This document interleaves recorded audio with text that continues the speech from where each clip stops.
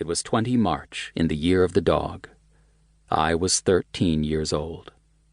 The day passed just as the previous day had done, and the one before that, to the dull drone of the big Volvo FH-12 diesel engine and the muffled rumbling of 16 wheels on the long enclosed trailer behind it.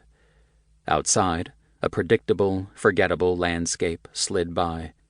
I recall the artificial coolness of the air conditioner in the cab of the horse. The truck still had that fresh, new smell.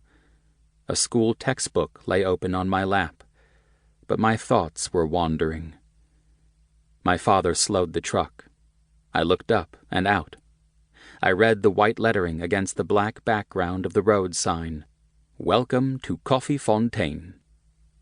Coffee Fontaine, I repeated out loud, charmed by the name and the image it evoked in my childlike imagination, a warm, aromatic fountain of simmering dark coffee.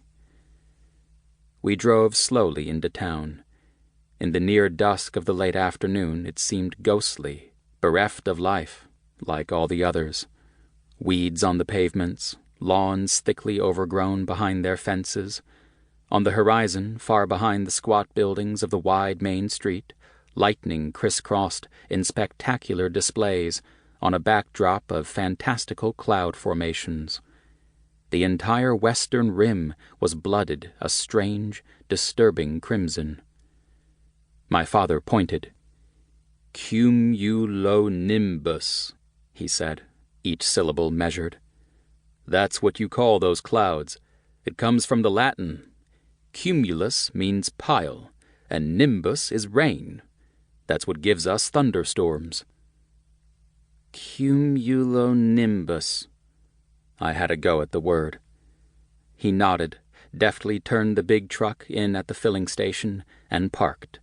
He flipped the switch he had installed himself to turn on the lights down the side of the long enclosed trailer.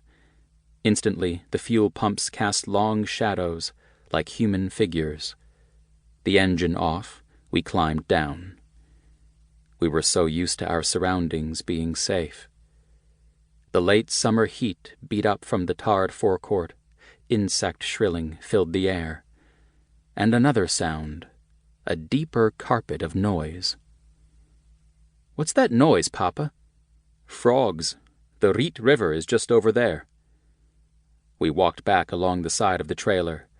It was white, with 3 big green letters that looked as though they had been blown askew in a gale. RFA. They were spelled out on the back of the trailer. Road Freight Africa.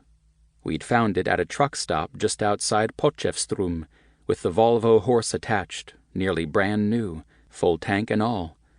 Now we walked, father and son, side by side. His hair was long, blonde and unkempt. Mine was just as wild, but brown.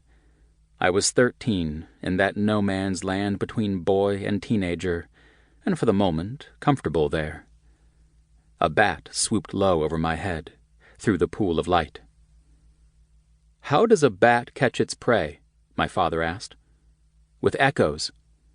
"What kind of animal is a bat?" "A mammal, not a bird." He ruffled my hair affectionately. Good. I liked his approval. We began to go through the familiar ritual we had performed at least once a day for weeks on end now. My father carried the small Honda generator and electric pump to the fuel station's refilling manhole covers in their color-coded rows. Then he fetched the big adjustable spanner to lift up the black manhole cover. My job was to roll out the long garden hose. It was connected to the electric pump, and I had to push the other end into the mouth of the Volvo's diesel tank and hold it there. Refueling in a world without electricity or traffic. I played my part and stood there feeling bored, reading the letters on the white wall of the fuel station. Myberg Electric, Myberg Tires. I thought I must ask my father about that, because I knew that Berg meant a fort. He'd explained that to me when we drove through places like Trompsburg and Radersburg. But this was an unusual spelling, and not the name of this town. Suddenly, The hum of insects ceased.